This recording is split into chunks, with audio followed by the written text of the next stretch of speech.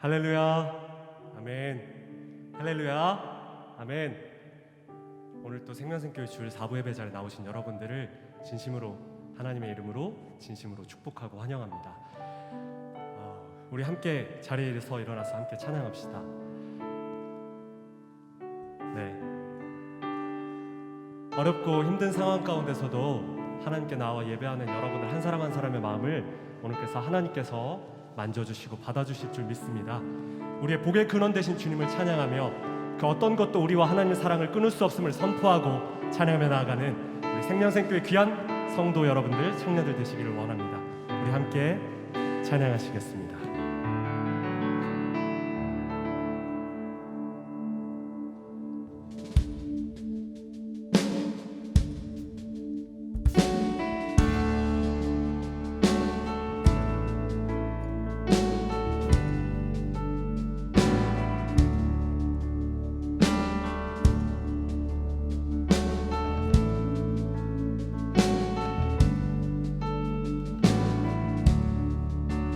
복의 근원 강림하사 찬송하게 하소서. 한량없이 자비하심 증량할 길 없도다.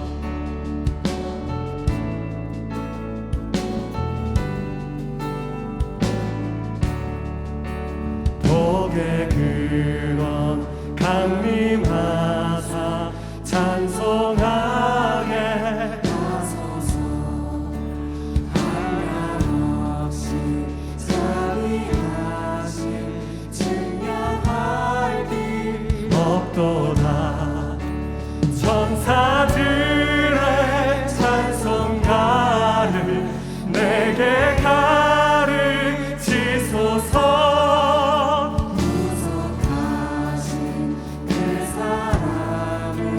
항상 찬송합니다.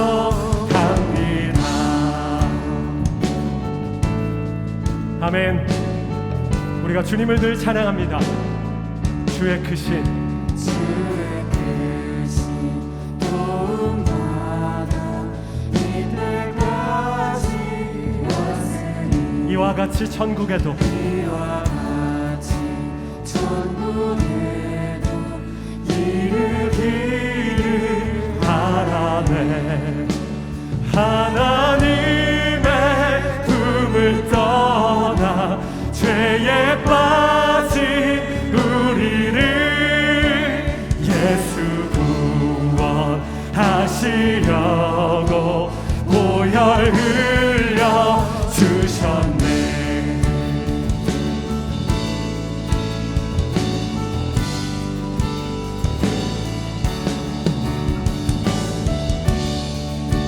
할렐루야. 우리 복의 근원 되신 주님, 우리가 주님께 구원을 받았습니다. 주의 귀한 은혜 받고 주의 귀한 은혜 받고 내세계지 자되네. 주의 은혜 사슬되사 나를 주께 매소서. 우리 마음을 연약하여 범죄하기 쉬우니 하나님이 받으시고 천국인을 지소. 우리 마음을 연약하여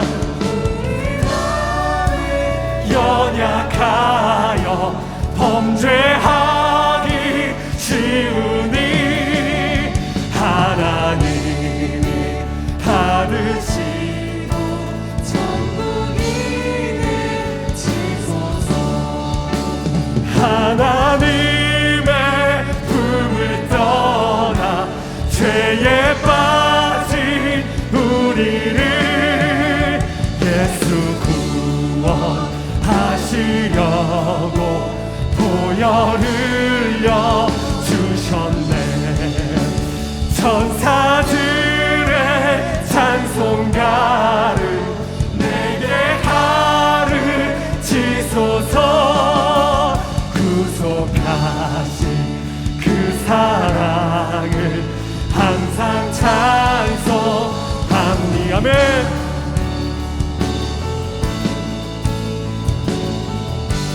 할렐루야. 아멘.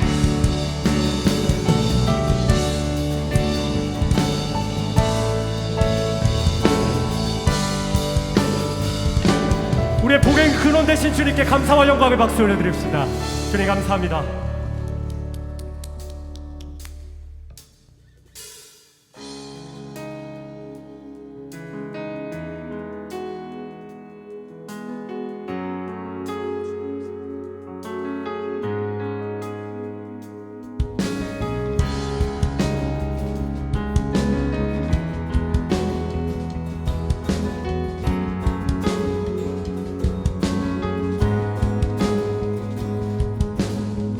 남본의 영광에 와 구름 타고 오시네. 주 위엄에 모두 떠내.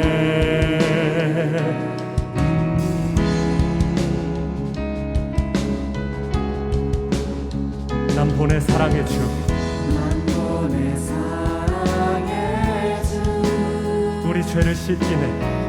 우리 죄를 씻기네. 노래하고 찬양하네. 호산나 호산나 호산나 높은 곳에. 호산나 호산나 호산나 높은 곳. 아멘.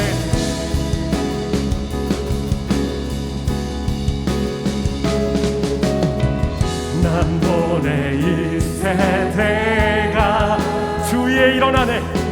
주 위에 일어나네.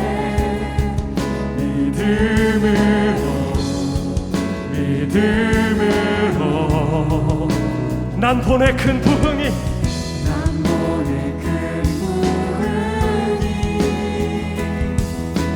기도로 일어나네.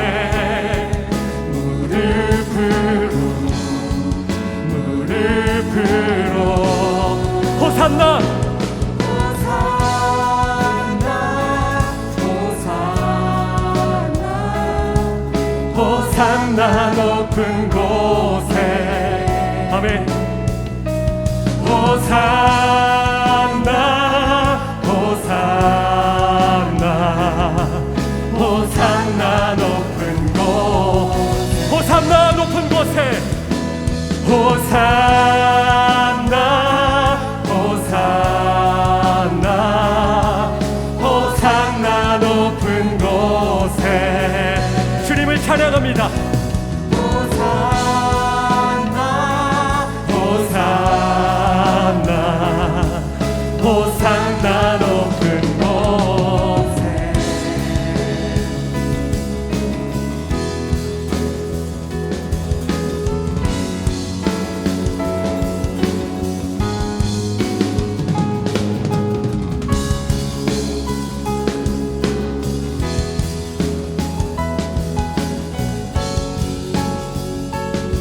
함께 찬양합시다.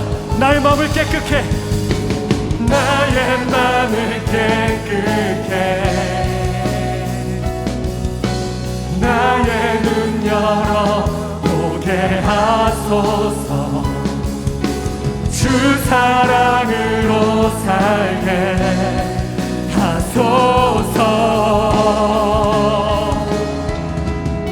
주의 아픔 느끼며 주의 아픔 느끼며 주 나라 위에 모두 드리리. 주 나라 위에 모두 드리리.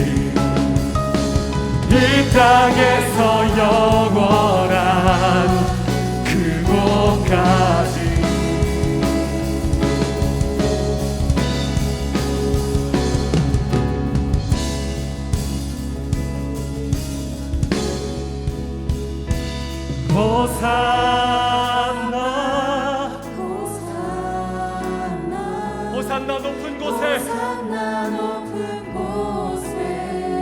호산나 호산나 호산나 호산나 높은 곳에 호산나 호산나 호산나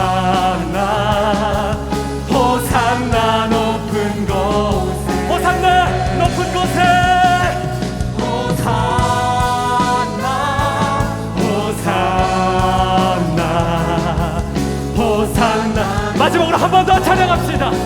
호산나 호산나 호산나 호산나 높은 곳에 호산나 높은 곳에 계신 주님 호산나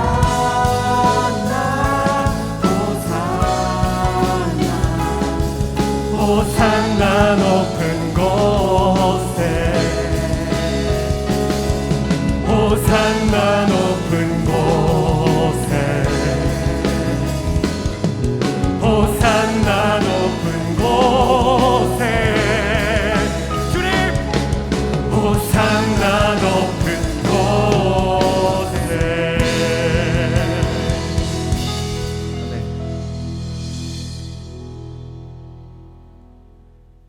약속과 말씀에 신실하시고 변함이 없으신 하나님 아버지, 거룩한 주의 날 주님 전에 나와 예배드리게 하시니 감사드립니다. 지난 한 주간도 저희들의 작은 신음과 지친 마음조차 아시고 함께 아파하시고 위로하시며 안전 지켜주신 하나님 아버지께 영광과 존귀와 찬양을 올려드립니다. 아멘. 기나긴 장마와 태풍의 위협 속에서도 저희를 지켜주시고 보호하여 주신 하나님의 은혜를 기억하며 이 자리에 나왔습니다. 오늘 이 예배를 기억하시고 기뻐 홀로 영광 받아 주시옵소서. 주님, 한 주간의 삶을 돌아봅니다. 우리는 교만과 의심으로 주님의 말씀에 불순종하였습니다. 복음에 합당한 삶을 살지 못하였고 이웃을 사랑하지 못하였습니다. 우리의 마음과 생활이 죄로 물들었습니다. 하나님 보시기에 너무나도 마음 아프셨을 모든 죄악과 순간들을 이 시간 주님 앞에 모두 내어놓고 간절한 마음으로 회개하오니 우리를 긍휼히 여기시어 이 시간 우리를 긍휼히 여기시어 오직 우리 주 예수 그리스도의 보혈로서 온전히 죄사함 받게 하여 주시옵소서. 오직 주님 한 분만 바라보며 영광 올려드리는 귀한 예배 가운데 주님 앞에 정결한 모습으로 나아갈 수 있기를 간절히 소원합니다. 주님, 75주년 광복절 기념주일을 맞이하였습니다. 나라의 독립을 위해 자신의 목숨을 바친 선열들의 수고와 희생정신을 기억하게 하여 주시고 이 땅에 자유를 허락하신 하나님의 사랑을 다시 한번 깊게 묵상하는 시간 되게 하여 주시옵소서. 예상치 못한 폭우와 장마로 인해 피해를 입은 많은 수재민들이 있습니다. 하나님의 사랑과 돌보심에 많은 이들이 봉사로 피해 복구를 돕고 있습니다. 자원봉사자들과 피해 복구를 돕는 많은 손길 가운데 건강과 안전을 지켜 보호해 주셔서 함께 어려운 시간들을 극복하고 이겨나가 다시금 따뜻한 보금자리로 돌아갈 수 있도록 인도하여 주시옵소서. 주님, 다시 증가한 코로나19로 인해 많은 사람들이 어려움을 호소하고 있고 희망적인 소식보다는 마음을 어렵게 하는 소식들로 가득합니다. 먼저는 신령과 진정으로 주님만을 바라보며 각자의 상황 속에서 주님을 향하여 예배하게 하시고 우리 모두가 철저한 방역수칙 준수를 통해 함께 연합하여 이 위기를 극복할 수 있는 힘을 허락하여 주시옵소서. 주님, 청년진 공동체를 위해 기도합니다. 하나님께 사랑받고 쓰임받는 공동체가 되길 기도합니다. 하나님께 받은 사랑을 나누어 줄 수 있는 공동체가 되게 하여 주시고 더욱더 진리의 말씀 앞에 앞장서서 나아가는 믿음의 공동체 되게 하여 주시옵소서. 방역지침 강화로 2주간 셀모임을 함께하지는 못하지만 그 시간을 통해 서로를 위해 기도하고 사랑하는 우리가 되게 하여 주시옵소서.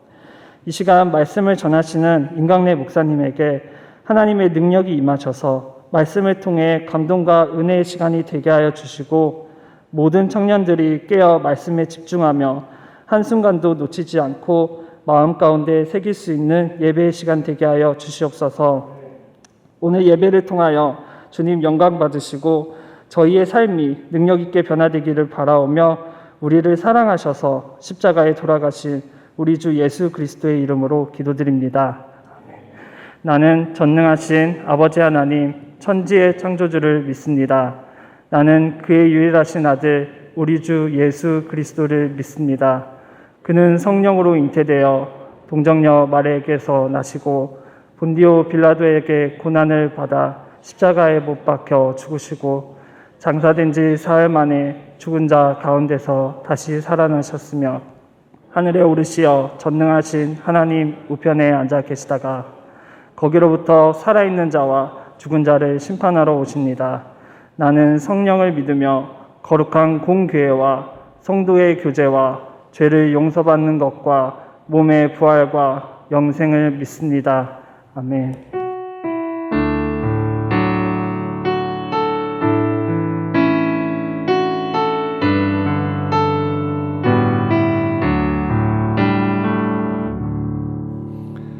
찬송가 212장 1절과 2절, 4절을 부르시면서 준비하신 예물을 하나님께 드리겠습니다.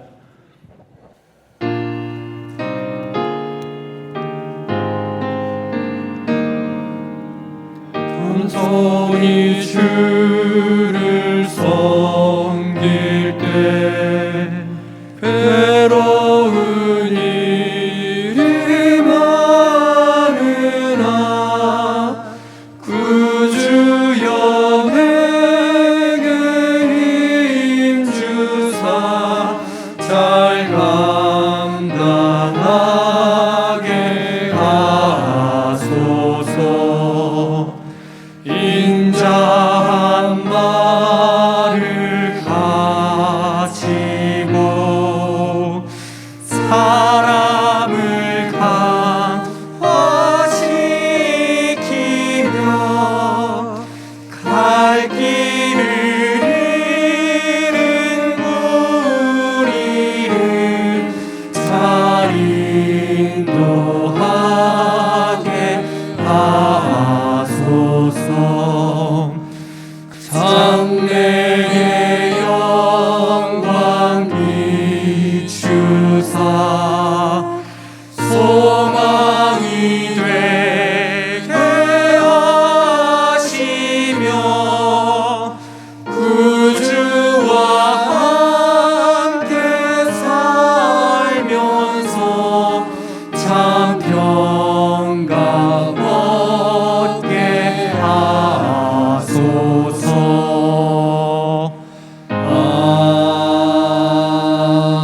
아멘. 75년 전에 이 땅에 나부꼈던 태극기의 물결을 생각합니다. 하나님의 긍휼과 자비하심으로 이 땅에 독립을 주시고 대한민국이 건립되어지게 하시고 하나님의 놀라운 사랑과 은혜로 한 나라가 세워지며 복음을 맡은 나라로 또 열방을 향해서 제사장의 나라로 대한민국을 세우셔서 감사합니다. 하나님, 75년 전에 하나님이 베풀으셨던 긍휼과 자비하심을 다시 한번 생각하며 이 땅에 우리나라에 주신 사명을 다시 한번 돌아보며 어떻게 75년을 지나왔나 생각해 봅니다. 다시 한번 하나님께서 주신 사명들에 결단하고 헌신하며 우리의 삶의 방향성, 또 대한민국의 방향성을 또 선지자적인 또 제사장적인 나라로 삶을 살아갈 수 있도록 역사하여 주시옵소서. 우리나라 대한민국이 그럴 뿐만 아니라 우리 한 사람 한 사람이 그렇게 살아가기를 원합니다. 복음을 맡은 자로 또 하나님의 나라를 세우고 구속사를 이루는 또 그 한 축을 담당하는 놀라운 삶을 살아갈 수 있도록 우리 한 사람 한 사람을 보호하여 주시옵소서. 하나님, 우리의 마음을 주님 앞에 드립니다. 우리의 헌신을 주께 드립니다. 흠양하시고 드린 손길마다 만복으로 채워 주시옵소서. 이 모든 말씀 우리 주 예수 그리스도의 이름으로 기도합니다. 아멘.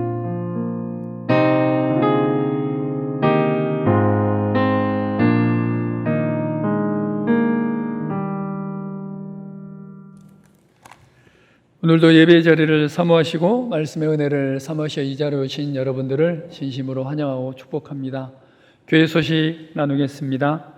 오늘은 광복 제75주년 기념주일입니다. 이 땅이 하나님이 기뻐하시는 나라로 회복되며 광복의 기쁨이 통일의 희망으로 이어지기를 함께 기도합니다. 코로나19 바이러스 종식될 때까지 교회 예방활동은 교인의 안전을 지키기 위한 조치이므로 마스크 착용, 손소독, 거리두기, 발열검사, 장갑 착용 등 방역에 적극 협조해 주시기를 간곡히 부탁드립니다. 그리고 협조해 주셔서 다시 한번 감사드립니다. 특별히 예배 중 기도, 찬양 때에 마스크를 꼭 착용해 주시기 바랍니다. 경기도 종교시설 2주간 집합제한 행정명령에 따른 생명생교회 20차 공지문을 꼭 참고해 주시고 지켜주시기 바라며 2주간 셀 모임 등 모든 모임은 일시 중단합니다. 오늘 예배 후에는 신속하게 귀가해 주시기 바랍니다. 생명생교회 제7기 안수집사 권사 선거를 위한 당회 및 임시 공동의회가 다음 주 23일 주일에 있습니다. 자세한 일정은 주보를 참고해 주시기 바랍니다. 안수집사 권사 입후보자 벽보를 게시하였습니다. 8월 30일 주일에 선거를 진행할 예정입니다. 주보 중앙면에 선거관리위원회와 선거계획이 나와 있습니다. 참조해 주시기 바랍니다. 3호차와 6호차 시간과 승하차 정류장 장소가 변경되었습니다. 주보 후면에 시간표를 참조해 주시기 바랍니다. 교인 동정입니다. 박산천 권사님의 발인이 8월 14일 금요일에 있었습니다. 강윤지 이소영 성도님 가정에서 등려하셨습니다. 황순옥 집사님 가정에서 김성덕 성도님, 김진옥비 권사님 가정에서 장례 담례하셨습니다. 준비하신 예물은 들어오시면서 헌금함에 봉헌해 주시기 바랍니다. 우리 교회 새로 오신 새가족 여러분 모두를 주님의 이름으로 환영합니다. 함께 신앙생활하기 원하시는 분들은 새가족위원을 찾으시면 친절하게 안내해 드리겠습니다. 기타 교회 소식은 주보를 참조해 주시기 바랍니다. 하나님 말씀 함께 보겠습니다. 오늘 함께 나눌 하나님의 말씀은 요한복음 12장 1절부터 8절까지 말씀입니다. 요한복음 12장 1절부터 8절까지 말씀입니다. 요한복음 12장 1절부터 8절까지 말씀을 함께 교독하겠습니다. 6월절 엿새 전에 예수께서 베다니에 이르시니 이곳은 예수께서 죽은 자 가운데서 살리신 나사로가 있는 곳이라. 거기서 예수를 위하여 잔치할세 마르다는 일을 하고 나사로는 예수와 함께 앉은 자 중에 있더라. 마리아는 지극히 비싼 향유 곧 순전한 나드 한 근을 가져다가 예수의 발에 붓고 자기 머리털로 그의 발을 닦으니 향유 냄새가 집에 가득하더라. 제자 중 하나로서 예수를 잡아줄 가룟 류다가 말하되 이 향유를 어찌하여 300데나리온에 팔아 가난한 자들에게 주지 아니하였느냐 하니 이렇게 말함은 가난한 자들을 생각함이 아니요 그는 도둑이라 돈꾀를 맞고 거기 넣는 것을 훔쳐가미로라. 예수께서 이르시되 그를 가만두어 나의 장례할 날을 위하여 그것을 간직하게 하라. 가난한 자들은 항상 너희와 함께 있거니와 나는 항상 있지 아니하리라 하시니라. 아멘. 우리도 모르는 사이에 이 시대의 가치관을 따라서 결정하고 행동할 때가 참 많이 있습니다. 이 시대의 가치관이 어떻게 형성되었는지 또 그 키워드를 간략하게 좀 살펴보면 18세기 말과 19세기 초에 공리주의라는 게 있었습니다. 아마 윤리도덕 시간에 배웠나요? 공리주의. 갑자기 졸리는 시간인데 눈을 감으려고 하시는 분들이 있어요. 공리주의를 이렇게 이론을 폈던 사람이 있죠. 먼 아련한 기억을 좀 되새겨보면 제레미 벤담이라는 사람과 존 스튜어트 밀이라는 사람이 있습니다. 이 벤담과 밀은 굉장히 행동 규범에 있어서 간단한 원리를 제시했습니다. 사람은 행복을 추구하게 되어 있고 이 행복을 추구하는 것은 선이고 행복을 추구하지 않는 모든 행동은 악이다라고 얘기를 했습니다. 좀 더 자세하게 밀은 이렇게 얘기합니다. 행복이 인간 행위의 유일한 목적이기 때문에 행복의 증진은 모든 인간 행위를 평가하는 기준으로 보았습니다. 그러니까 이 인간의 행위를 판단하는 데 있어서 이것을 행복을 추구하는 것이냐 아니냐 이렇게 봤고요. 벤담은 인간은 행동할 때 항상 자신의 쾌락을 최대화하고 고통을 최소화하려 하며 그러한 행동이 개인뿐만 아니라 사회에 최대 행복을 가져다 준다고 봤습니다. 정리되셨나요? 이 공리주의라는 게 있었는데 공리주의는 행복을 추구하는 거고 그 행복을 추구하는 데 있어서 사람들이 일상적인 삶 속에서 끊임없이 행복을 추구하고 특별히 벤담은 그 중에 행복을 또 다른 단어로 하나 넣는데 쾌락이라는 단어를 넣습니다.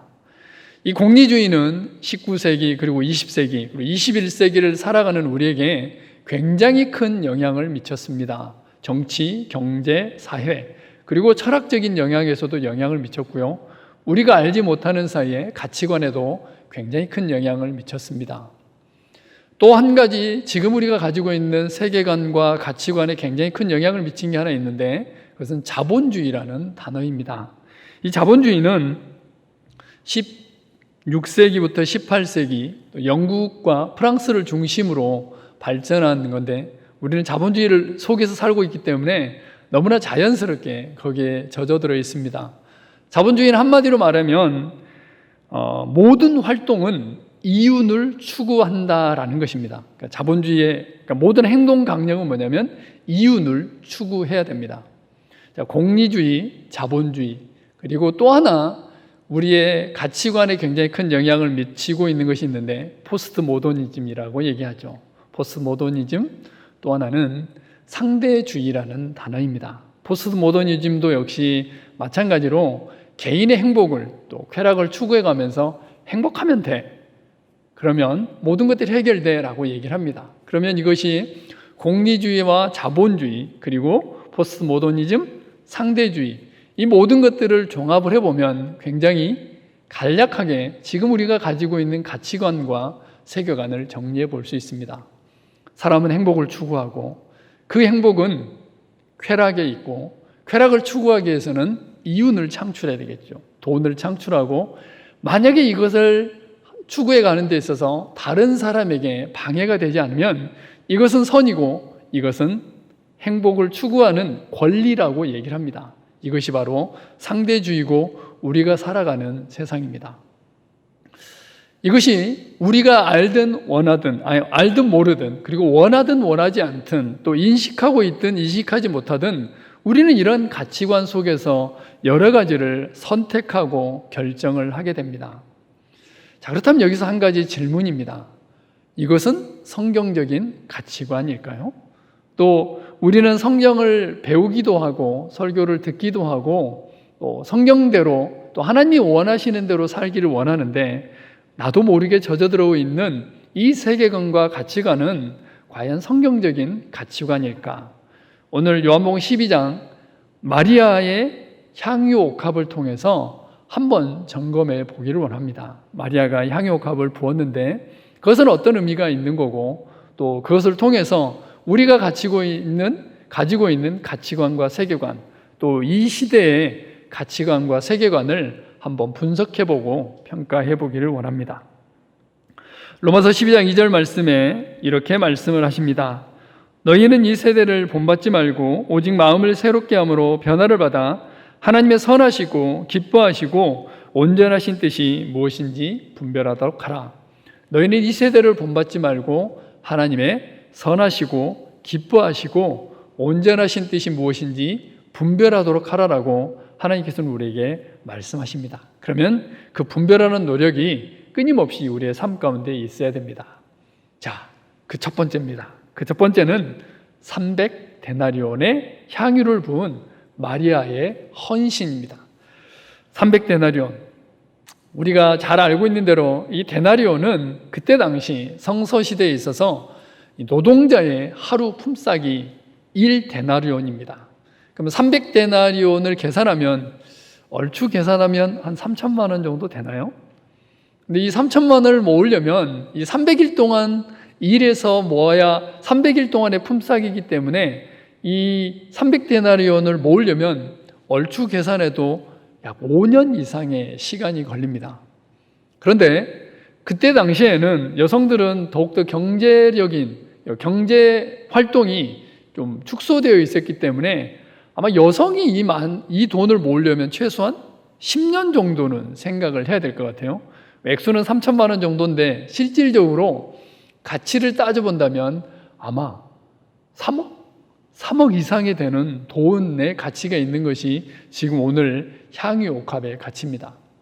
근데 더 중요한 요소가 있습니다. 단순히 3천만 원의 가치가 있는 물건, 또 뭐 그 정도의 기름 나는 향기가 나는 기름이 아니고, 이때 당시의 향유옥합은 전승에 의하면 어떤 의미가 있었냐면, 이 시집을 가려고 하는 여성이 평생 동안, 그러니까 시집 가기 전까지 모으는 것이 향유옥합이었습니다. 그래서 차곡차곡 모았던 것이 향유옥합이었고, 또 부모님이 시집가는 자녀에게 주는 것이 뭐였냐면 바로 이 향유옥합이었습니다. 지참금 내지는 가지고 가서 비상금으로 사용할 수 있는 것이 바로 이 향유옥합이었습니다. 그럼 이 향유옥합을 깨트린다는 의미는, 이것을 다 붓는다는 얘기는 바로 이런 모든 소망과 희망, 이것들을 내려놓는다는 의미가 있습니다. 어떻게 그것을 부었는지 말씀을 통해서 한번 확인을 해보겠습니다. 동일한 상황을 설명하고 있는 다른 복음서들 내용도 같이 있는데요, 우리 함께 교독하겠습니다. 마리아는 지극히 비싼 향유 곧 순전한 나드 한 근을 가져다가 예수의 발에 붓고 자기 머리털로 그의 발을 닦으니 향유 냄새가 집에 가득하더라.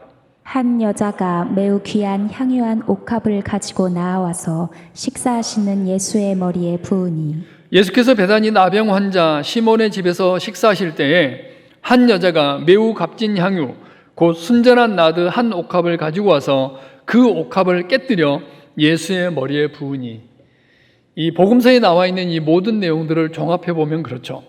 예수님께서 식사를 하고 계시는데 마리아가 이 머리에 향유를 붓습니다. 요한복음에는 발에다 붓고 그 발에 있는 향유를 머리털로 닦고 있습니다. 그리고 마가복음에는 향유옥합을 깨뜨렸다라고 표현이 되어 있습니다. 어찌되었건 300데나리온이나 되는 이 향유옥합을 마리아는 깨뜨려서 예수님 머리에 부었습니다. 그럼 우리가 상식적으로 생각했을 때 이 값진 향유를, 이 값어치 나가는 돈을 왜 한꺼번에 이렇게 하고 있을까라고 우리가 생각을 해볼 수 있겠죠. 예수님께서는 마태복음 26장 12절에 이렇게 말씀하십니다. 이 여자가 내 몸에 이 향유를 부은 것은 내 장례를 위하여 함이니라. 예수님께서는 지금 마리아가 예수님의 장례를 준비하고 있다라고 말씀을 하고 계십니다. 제자들도 이 사실을 몰랐고, 또 마리아는 어떤 의미였는지 모르겠지만 어찌됐든 간에 예수님께서 뭐라고 말씀하시냐면 장례를 준비하고 있다라고 말씀을 하고 계십니다. 이 성서시대, 예수님이 사셨던 그 시대에는 이 시체를 장례 지내기 위해서는 향품과 이 향유가 필요했습니다. 지난 시간에 나사로가 죽었을 때 무덤에 장사 지낼 때 있어야 되는 것이 바로 이 향품과 향유였습니다. 왜냐하면 시체 썩는 냄새가 밖으로 나와서 많은 사람들이 힘들게 하기 때문에 향품과 향유를 발라서 이 냄새를 중화시키기 위해서 그때 당시에 장사 지낼 때는 꼭 이 향유가 필요했습니다. 그런데 우리가 잘 알고 있는 대로 예수님께서는 향유를 바를 기회가 없었습니다. 혹시 생각나실지 모르겠지만 안식 후 첫날 이 마리아 두 사람이 예수님 무덤에 향유를 바르러 가죠. 그런데 이미 예수님께서는 부활을 하셨습니다. 그렇기 때문에 지금 마리아가 붓고 있는 이 향유가 예수님의 장례를 준비하는 것이었고, 유일하게 예수님 몸에 또 예수님의 장례를 준비하는 의식이었습니다. 사실 예수님께서는 십자가에 못 박혀 죽으실 것을 수차례에 걸쳐서 제자들에게 또 다른 사람들에게 말씀하셨습니다. 그러나 제자들은 그것을 기억하지 않았고, 그들은 예수님이 정치적인 메시아로 올 것이라고 생각하셨고, 지금 오늘 이 사건이 있었던 때는 언제냐면 6월절 엿새 전입니다. 6월절 엿새 전이면 예수님께서 6일이 지나면 이제 십자가에 못 박혀 돌아가실 시간입니다. 그래서 예수님께서는 말씀하십니다. 마리아가 이 향유를 부은 것은 나의 장례를 준비하는 것이다. 어찌됐든 간에 마리아는 이 예수님의 장례를 준비하기 위해서 자기의 희망, 자기의 소망, 자기의 미래, 자기가 가지고 있는 모든 것을 다 들여서 예수님의 장례를 준비하고 있습니다.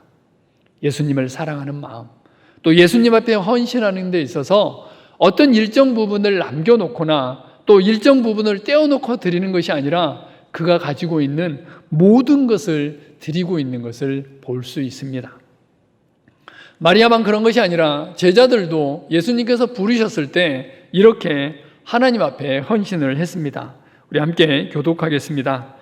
말씀하시되 나를 따라오라. 내가 너희를 사람을 낚는 어부가 되게 하리라 하시니 그들이 곧 그물을 버려두고 예수를 따르니라. 거기서 더 가시다가 다른 두 형제 곧 세베대의 아들 야고보와 그의 형제 요한이 그의 아버지 세베대와 함께 배에서 그물 깁는 것을 보시고 부르시니 그들이 곧 배와 아버지를 버려두고 예수를 따르니라.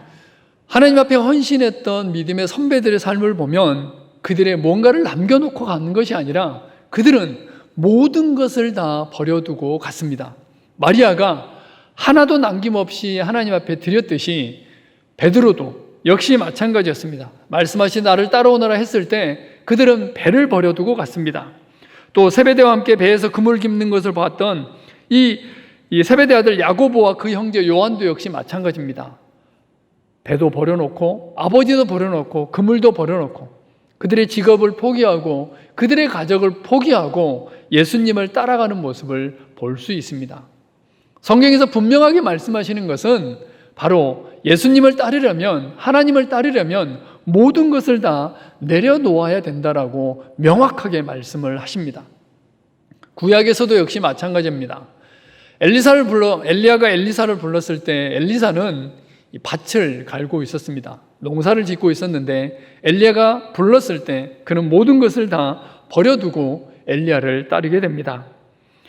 엘리야가 거기서 떠나 사밧의 아들 엘리사를 만나니 그가 12겨릿소를 앞세우고 밭을 가는데 자기는 12째 겨릿소와 함께 있더라. 엘리야가 그리로 건너가서 겉옷을 그의 위에 던졌더니 그가 소를 버리고 엘리야에게 달려가서 이르되 청하건대 나를 내 부모와 입맞추게 하소서. 그리한 후에 내가 당신을 따르리이다. 엘리야가 그에게 이르되 돌아가라. 내가 내게 어떻게 행하였느냐 하니라. 엘리사가 그를 떠나 돌아가서 한 겨릿소를 가져다가 잡고 소의 기구를 불살라 그 고기를 삶아 백성에게 주어 먹게 하고 일어나 엘리야를 따르며 수종 들었더라. 제자들이 그랬던 것처럼 엘리사도 역시 마찬가지로 모든 것을 다 버리고 지금 엘리야를 따라갑니다. 하나님을 섬기는 것. 거기에는 모든 것을 드리는 것이, 모든 것을 드리는 헌신이 있어야 됨을 우리는 성경을 통해서 확인할 수 있습니다. 300데나리온, 3억, 그리고 마리아가 가지고 있었던 삶의 희망과 소망, 마리아는 이 모든 것을 예수님께 드렸습니다. 자, 이것을 어떻게 사람들은 평가를 할까요? 그것을 직접 보았던 제자들은 그것을 어떻게 평가했고 사람들은 그것을 어떻게 평가를 할까요? 자, 두 번째는 바로 허비라는 단어입니다. 사람들은 한마디로 얘기했습니다. 이것은 허비다. 이것은 쓸데없는 일이다. 이것은 전혀 의미 없는 일이다라고 이야기를 합니다. 사실 이 단어는 우리도 가끔 듣는 단어입니다. 우리가 하나님을 섬기고 또 공동체를 섬기고 한 영혼을 섬기기 위해서 우리가 가지고 있는 시간과 에너지와 열정들을 내려놓을 때 주변 사람들은 우리에게 얘기를 합니다. 그것은 허비하는 것이라고, 그것은 허비하는 것이다라고 이야기를 합니다. 서두에 말씀드렸던 공리주의, 자본주의, 그리고 상대주의, 쾌락을 쫓아가고 행복을 쫓아가는 이 세대는 바로 주님 앞에 헌신하고 주님 앞에 드려지는 삶에 대해서 허비라고 이야기를 합니다. 제자들은 이렇게 얘기합니다. 한 여자가 매우 귀한 향유 한 옥합을 가지고 나와서 식사하시는 예수의 머리에 부으니 제자들이 보고 분개하여 이르되 무슨 의도로 이것을 허비하느냐? 이것을 비싼 값에 팔아 가난한 자들에게 줄 수 있었겠도다 하늘. 사실 제자들인데 제자들은 조금 달라야 하지 않았을까라는 생각도 드는데 제자들이 지금 어떻게 하냐면 분개하고 있습니다. 화를 내면서 이야기하고 있습니다. 야, 이걸 어떻게 허비하느냐라고 얘기를 하는데, 다른 성경인 마가복음에도 역시 마찬가지입니다. 어떤 사람들이 화를 내어 서로 말하되 어찌하여 이 향유를 허비하는가? 이 향유를 300데나리온 이상에 팔아 가난한 자들에게 줄 수 있었겠도다 하며 그 여자를 책망하는지라. 분개하고 책망하고 또 그 행위에 대해서 허비한다라고 표현을 하고 있습니다. 이 단어는 성경에서 이 허비라는 단어를 찾아보면 몇 군데서 동일하게 사용이 되어지고 있는데 그 용례를 한번 보겠습니다. 첫 번째는 마가복음 5장 26절에 허비라는 단어가 나오는데요.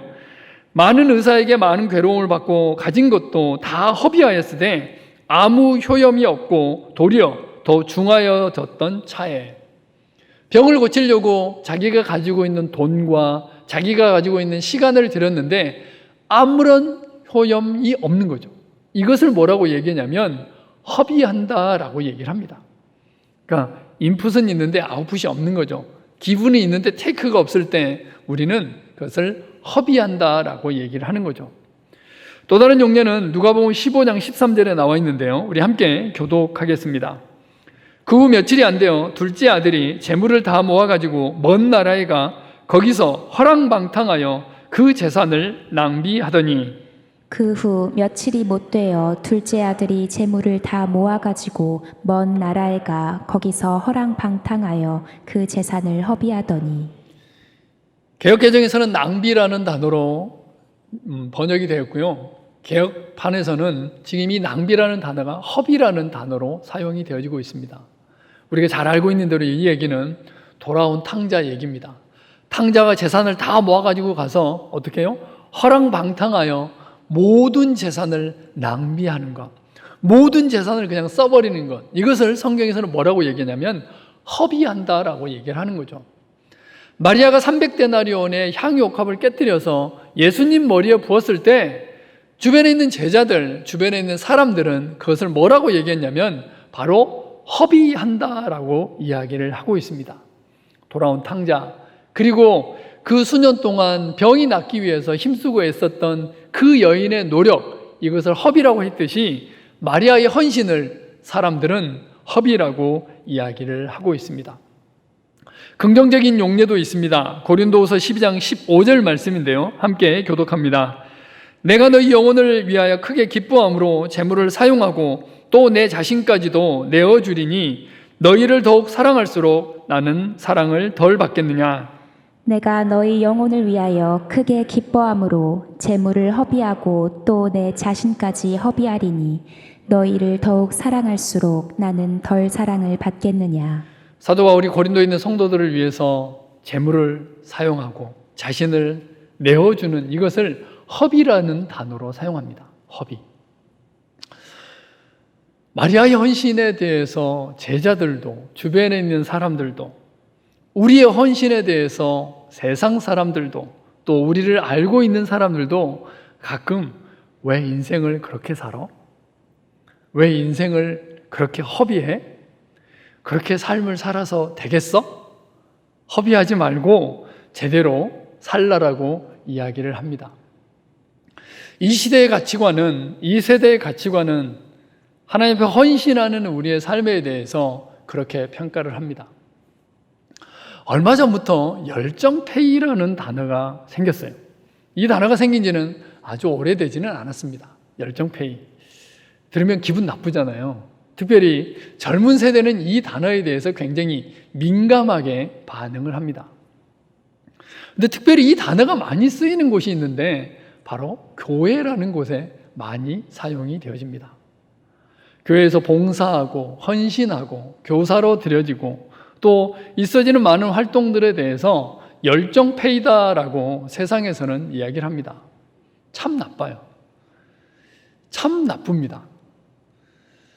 왜 나쁘냐면 사실은 이건 굉장히 숭고한 가치를 가지고 있는 행동이잖아요. 그러니까 헌신하고 봉사하고 섬기고 사람들 살리기 위해서 하는 많은 노력들은 사실은 값으로 매길 수가 없는데 세상은 이 부분에 대해서 값을 매겨 놓는 거예요. 페이라는 단어로, 열정페이라는 단어로 값을 매겼습니다. 이뿐만 아니라 많은 여러 가지 활동들에 대해서 세상에서는 늘 뭘로 얘기하냐면 그거 돈 되는 일이야? 얼마나 나와? 시급이 얼마야? 이렇게 이야기를 합니다. 그래서 한국교회에서 많은 사람들이 이야기를 합니다. 젊은 청년들의 교회 안에서의 헌신과 봉사를 값으로 매기기 시작했습니다. 제가 아는 어떤 교회에서는 교회 안에 행사가 있으면 청년들이 와서 알바를 한다고 하더라고요. 어떻게 해요? 그래서 시급을 주는 거죠. 시급을 주는 순간 사실은 그것은 헌신도 봉사도 섬김도 아니죠. 세상은 우리를 그렇게 측정하고 우리를 그렇게 몰아갑니다. 우리의 숭고한 가치와 우리의 숭고한 헌신과 우리의 숭고한 섬김 자체를 뭘로 측정을 해버리냐면 바로 돈으로 측정을 합니다. 더 나아가서는 우리의 액션이나 우리의 행동뿐만 아니라 우리의 인격 자체를 돈으로 측정할 때도 있습니다. 우리가 어떤 사람을 만났을 때 그 사람이 어떤 사람인가를 평가하거나 잣대로 재면 안 되겠지만 이 세상은 우리를 측정할 때 연봉이 얼마냐로 그 사람을 측정할 때가 있습니다. 월급을 얼마 받느냐, 그리고 앞으로 연봉을 얼마 더 많이 받을 수 있느냐에 따라서 그 사람을 대하는 것이 달라질 때가 있습니다. 물론 중요하죠. 그러나 이 세대의 가치관은 공리주의와 자본주의와 상대주의를 근거로 한 이 세대 가치관은 모든 것을 이윤으로, 모든 것을 돈으로 우리를 측정하려고 하고 이 모든 것들을 바로 여기에 몰아붙이고 있습니다. 그래서 교회 안에서 있어지는 헌신과 봉사도, 심지어 많은 봉사활동마저도 스펙으로 둔갑을 시키고 또 다른 곳에서 돈으로 환산을 하려고 하는 것을 볼 수 있습니다. 어느새 우리도 모르는 사이에 이런 이 시대의 가치관은 공동체 안에 들어올 수도 있습니다. 한국교회 때로는 청년들이 이 부분에 대해서 이야기를 합니다. 교회 밖에 있는 사람들이 컬럼을 쓰고 또 이 부분에 대해서 이야기를 할 때 교회 안에 있는 청년들이 여기에 동조하기도 하고 또 내가 왜 이것을 해야 돼? 우리의 마음이 혹할 때도 있음을 보게 됩니다. 이것은 이 시대의 가치관입니다. 너희는 이 세대를 본받지 말고 오직 마음을 새롭게 함으로 변화를 받아 하나님의 선하시고 기뻐하시고 온전하신 뜻이 무엇인지 분별하도록 하라고 하셨는데 이것은 이 세대의 가치관을 따라가는 것입니다. 돈으로 시간을 따지고 돈으로 우리의 헌신과 섬김과 봉사를 따지는 순간 우리는 성경적인 가치관이 아니라 이 세대의 가치관을 따라가고 있는 것입니다. 하나님은 결코 그렇게 말씀하지 않으셨거든요. 이런 모든 가치관들은 사실은 성경에는 이미 예견이 되어져 있었습니다. 사람들이 자기를 사랑하며 돈을 사랑하며 자랑하며 교만하며 비방하며 부모를 거역하며 감사하지 아니하며 거룩하지 아니하며 자기를 사랑하는 것, 돈을 사랑하는 것, 이미 사도 바울은 디모데에게 편지를 쓰면서 이 부분에 대해서 이야기를 했습니다. 말세가 되면 이런 일들이 훨씬 더 많아질 것이다 라고 얘기를 했는데 우리는 이런 가치관과 세계관의 한가운데 살고 있습니다. 우리도 모르는 사이에 이런 가치관과 세계관이 우리를 잠식하고 있고 순간 시시때때로 우리가 무언가를 선택할 때 이런 가치관으로 하고 있는 것을 볼 수 있습니다. 어디 감히 1:1을 돈으로 계산을 해요? 어디 감히 셀장으로 섬기고 있는데 그것을 돈으로 환산을 합니까? 교회 안에서 있어지는 주일학교 교사와 많은 봉사와 헌신을 값으로 매기려고 하는 이 시대의 가치관에 우리가 속아서는 안 된다는 겁니다. 여러분들이 하고 있는 헌신과 봉사, 그리고 사랑하는 영혼들을 위해 쓰고 있는 돈, 시간, 에너지, 열정, 이것은 돈으로 환산할 수 없는 숭고한 가치이고 하나님이 기억하고 계시고 있는 사실입니다. 절대 그 부분에 현혹이 되어져서는 안 됩니다. 돈을 사랑함이 일만하게 뿌리가 되나니 이것을 탐내는 자들은 미혹을 받아 믿음에서 떠나 많은 근심으로써 자기를 찔렀도다. 돈을 사랑하지 말고 있는 바를 족한 줄로 알라. 그가 친히 말씀하시기를 내가 결코 너희를 버리지 아니하고 너희를 떠나지 아니하리라 하셨느니라. 돈을 사랑하는 것, 이것을 악이라고 얘기를 합니다. 근데 가끔 이러면 이제 오해하죠. 그러면 돈을 벌지 말라는 얘기입니까? 그런 얘기 아니잖아요. 돈 벌어야죠. 왜요? 돈을 사랑하는 것이 아니고, 돈에게 집착하는 것이 아니고, 돈만을 위해서 사는 것이 아니고, 돈을 벌어야 되는 이유가 있죠. 그것은 영혼을 섬기기 위해서고, 그것은 하나님을 섬기기 위해서고, 그것은 구속사를 위해서 필요한 일이라는 거죠. 그것을 위해서 우리는 필요한 거잖아요. 그래서 성경에서는 명확하게 말씀하십니다. 돈을 사랑하지 말라고. 이것은 일만하게 뿌리라라고 성경에서는 우리에게 말씀하십니다. 마리아 헌신에 대해서 사람들은 허비라고 얘기를 합니다. 우리도 그럴 수 있습니다. 300데나리온에 되는 이 향유옥합을 한꺼번에 부어버린다? 여러분들 3천만 원 써본 적 있으세요? 한 자리에서 혹시 써본 적 있으세요? 아마 없을 겁니다. 그런데 마리아는 지금 3천만 원을 한 자리에서 쓰고 있는 거잖아요. 그것을 세상 사람들은 허비라고 얘기를 합니다. 시간과 에너지와 열정, 그 숭고한 가치를 돈으로 자꾸만 계산하려고 합니다. 여기에 속아서는 안 됩니다. 왜? 예수님께서 이것을 기억하고 계시기 때문입니다. 세상 사람들은 그것을 허비라고 했는데 예수님께서는 이것을 무엇이라고 말씀하셨는지 한번 보겠습니다. 예수님께서는 기억하신다라고 말씀하셨습니다. 우리 마태복음 26장 함께 교독하겠습니다. 예수께서 아시고 그들에게 이르시되 너희가 어찌하여 이 여자를 괴롭게 하느냐? 그가 내게 좋은 일을 하였느니라. 가난한 자들은 항상 너희와 함께 있거니와 나는 항상 함께 있지 아니하리라. 이 여자가 내 몸에 이 향유를 부은 것은 내 장례를 위하여 함이니라.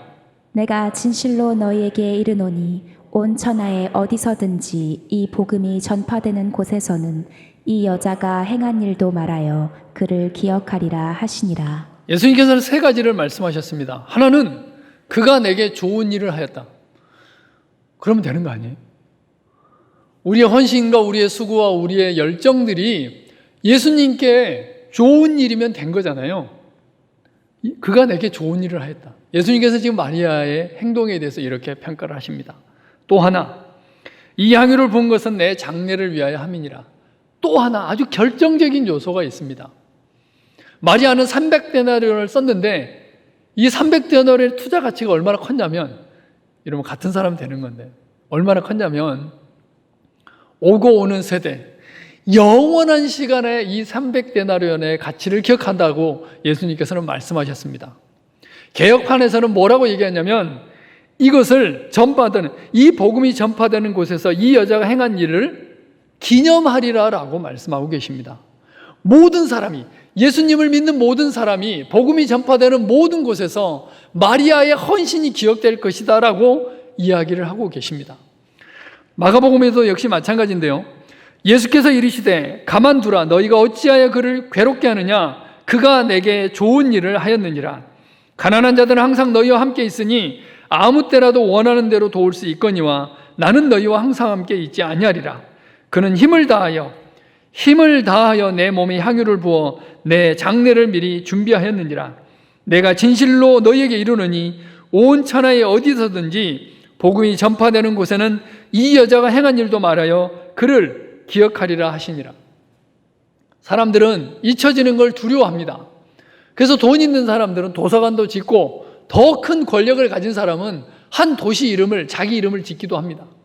그러나 시간이 지나면 다 잊혀지죠. 얼마 가지 않아서 다 잊어버립니다. 그러나 마리아, 이 마리아의 이름은 예수님이 오실 때까지, 그리고 예수님이 오신 이후에도 영원토록 기억될 것이라고 예수님께서는 말씀하고 계십니다. 우리가 하는 섬김, 우리가 하는 헌신, 우리의 열정과 에너지를 사도 바울이 얘기했던 것처럼 허비했을 때, 나의 시간과 나의 에너지를, 나의 재물을 허비했을 때 하나님께서는 기억하시고 이것은 영원토록 기억될 것이라고 하나님께서는 우리에게 말씀하십니다. 이 시대는 우리를 이 시대가 가지고 있는 가치관으로 그 기준으로 늘 측정하려고 하고 허비한다라고 우리에게 이야기를 합니다. 그러나 심판자, 우리의 행동에 대해서, 우리의 행위에 대해서 심판하실 분은 바로 예수님이십니다. 하나님 앞과 살아있는 자와 죽은 자를 심판하실 그리스도 예수 앞에서 그가 나타나실 것과 그의 나라를 두고 엄히 명하노니 그들이 산자와 죽은 자를 심판하기로 예비하신 이에게 사실대로 고하리라. 우리의 행동, 우리의 삶, 우리가 무엇을 선택했는지를 심판하는 것은, 마지막 날에 심판하는 것은 이 세상이 아닙니다. 우리 주변 사람들이 아니고, 우리 부모가 아니고, 우리가 알고 있는, 우리가 존경하는 예수님 믿지 않은 그 사람이 아니고, 누가 심판하실 거냐면 예수님이 심판하십니다. 심판자가 누구냐면 바로 예수님이십니다. 그렇다면 우리가 어떤 행동을 해야 되고 어떤 선택을 해야 될지 우리는 너무나 잘 알 수 있습니다. 우리 전도서 11장 함께 교독하겠습니다. 우리 11장 9절 말씀 큰 목소리로 같이 한번 읽어볼까요? 시작. 청년이여 내 어린 때를 즐거워하며 내 청년의 날들을 마음에 기뻐하여 마음에 원하는 길들과 내 눈이 보이는 대로 행하라. 그러나 하나님이 이 모든 일로 말미암아 너를 심판하실 줄 알라. 하나님은 모든 행위와 모든 은밀한 일을 선악간에 심판하시리라. 이는 우리가 다 반드시 그리스도의 심판대 앞에 나타나게 되어 각각 선악간에 그 몸으로 행한 것을 따라 받으려 함이라. 아멘. 이 세상은 우리를 판단하려고 합니다. 심판하려고 합니다. 그래서 우리가 눈에 보이지 않는 것들에 투자하고 또 눈에 보이지 않는, 때로는 결과가 보이지 않는 그 일에 들여지고 있을 때 이 세상은 우리를 향해서 야, 인생 똑바로 살아. 그렇게 살다가 망하는 수가 있어. 그렇게 살다는 정말 후회할까? 왜 그렇게 인생을 헛되이 살아? 왜 이렇게 인생을 허비해? 라고 얘기를 합니다. 그러나 하나님께서는 우리에게 그렇게 말씀하지 않으십니다. 이것은 예수님께 유익한 일이고 하나님 나라에 유익한 일이고 구속사에 유익한 일이고 영원히 기억될 일이라고 말씀을 하십니다. 그리고 마지막 심판날에 이 모든 것들은 기억될 것이고 상급으로 기억될 것이라고 하나님께서는 우리에게 분명하게 말씀을 하십니다. 그래서 우리는 선택을 해야 됩니다. 이 시대의 가치관을 따라서 모든 세상 사람들이 따라가는 돈과 이윤을 따라갈 것이냐, 아니면 눈에 보이지 않는 영원한 하늘나라, 또 하나님께서 우리에게 하라고 하신 그것을 따라갈 것이냐, 우리는 늘 고민을 해야 됩니다. 주께 합당하게 행하여 범사에 기쁘시게 하고 모든 선한 일에 열매를 맺게 하시며 하나님을 아는 것에 잘하게 하시고 주를 기쁘시게 할 것이 무엇인가 시험하여 보라. 하나님을 기쁘시게 할 것이 무엇인지 우리는 시험해 보고 늘 고민하고 그렇게 선택을 해야 됩니다. 나도 모르게 선택하고 있는 이 시대의 가치관과 이 시대의 세계관이 아니라 돈을 따라가고 명예를 따라가고 쾌락을 따라가는 그 선택을 너무 자연스럽게 할 것이 아니라 하나님을 기쁘시게 할 것이 무엇인지 우리는 시험해야 되고 그 선택을 따라가야 될 것을 하나님께서는 우리에게 말씀하고 계십니다. 그런 의미에서 여러분들은 너무너무 잘하고 계십니다. 이 시대의 가치관의 위협에도, 이 시대가 허비한다라고 이야기할 때도 여러분들은 시간들을 들여서 한 영혼을 섬겼고, 여러분들은 시간들을 들여서 다음 세대를 섬기는 주일학교 교사로, 그리고 시간을 들여서 공동체를 섬기고 수많은 섬김들을 하고 있습니다. 그렇게 섬길 때 이 시대는 우리에게 끊임없이 이야기합니다. 더 이상 시간을 허비하지 말라고, 그렇게 하지 말라라고 이야기를 합니다. 그러나 성경은 분명하고 명확하게 우리에게 말씀하십니다. 우리 고린도서 15장 58절과 히브리서 12장 말씀 한 목소리로 같이 한번 읽어보겠습니다. 함께 읽겠습니다. 시작. 그러므로 내 사랑하는 형제들아, 견실하며 흔들리지 말고 항상 주의 일에 더욱 힘쓰는 자들이 되라. 이는 너희 수고가 주 안에서 헛되지 않은 줄 알미라. 그러므로 우리가 흔들리지 않는 나라를 받았은즉 은혜를 받자. 이로 말미암아 경건함과 두려움으로 하나님을 기쁘시게 섬길지니. 아멘. 이 시대의 가치관은 끊임없이 우리를 겁박하고 협박하고 우리를 몰아세웁니다. 뒤떨어진 것 같이 여기게 하고 또 루저로 생각하게 하고 그렇게 살지 말라라고 끊임없이 우리를 협박합니다. 그러나 하나님께서는 말씀하십니다. 견고하며 흔들리지 말며 항상 주의 일에 더욱 힘쓰는 자들이 되라. 이는 너희 수고가 주 안에 헛되지 않은 것을 너무너무 잘 알기 때문이다. 하나님께서는 이 모든 것을 기억하고 계신다라고 하나님께서는 우리에게 말씀하십니다. 마리아는 그의 삶 전부를 예수님께 드렸습니다. 눈에 보이는 300데나리온이 아니라 그가 가지고 있는 희망과 소망과 미래와 그가 가지고 있는 모든 것을 예수님께 드렸습니다. 사람들은 그걸 허비라고 했지만 예수님께서는 그걸 기억이라고 하셨고 예수님께서는 그것을 영원한 투자라고 영원한 가치라고 말씀을 하셨습니다. 우리의 삶도 역시 마찬가지입니다. 우리는 삶을 살아가면서 계속해서 선택을 해야 되고 계속해서 어디에 드려질 것인지 선택을 해야 됩니다. 이 시대의 가치관, 그것은 끊임없이 공리주의와 자본주의와 그리고 상대주의를 근거로 해서 우리를 몰아세울 겁니다. 그때 다시 한번 성경적인 가치관으로 하나님께서 우리에게 원하시는 것이 무엇인지, 어떻게 하는 것이 하나님을 기쁘시게 할 것인지 고민해보고 기도해보고 성경적인 가치관을 따라 삶으로 인해서 하나님을 기쁘시게 하는 우리의 모든 삶이 되기를 주님의 이름으로 간절히 부탁을 드립니다. 하나님 감사합니다. 마리아의 행동을 통해서 어떻게 살아야 될지, 또 어떤 가치관으로 살아야 될지, 어떤 세계관으로 살아야 될지 다시 한번 일깨워 주셔서 감사합니다. 눈에 보이는 것을 따라 사는 것이 아니라 영원한 가치를 따라 살게 하시고, 눈에 보이는 대로 행하는 것이 아니라 하나님이 원하시는, 하나님이 기뻐하시는 삶을 살아갈 수 있도록 믿음을 더하여 주시옵소서. 예수 그리스도의 이름으로 기도합니다. 아멘. 우리 주신 말씀 생각하시며 내게 있는 향유옥합 함께 찬송하시겠습니다.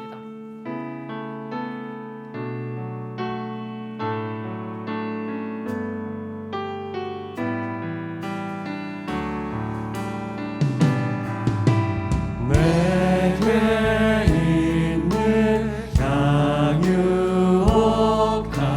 주께 가져와 그 발 위에 입 맞추고 깨뜨리니라. 나를 위해 험한 산길 오르신 그와 걸음마다 크신 사랑 새겨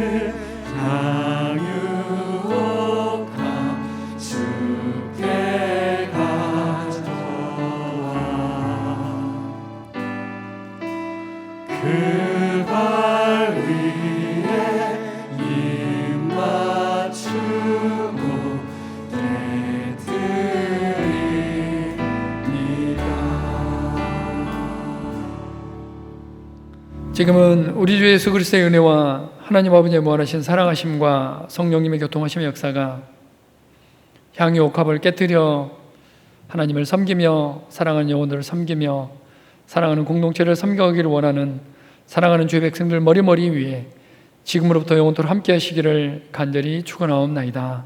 아멘.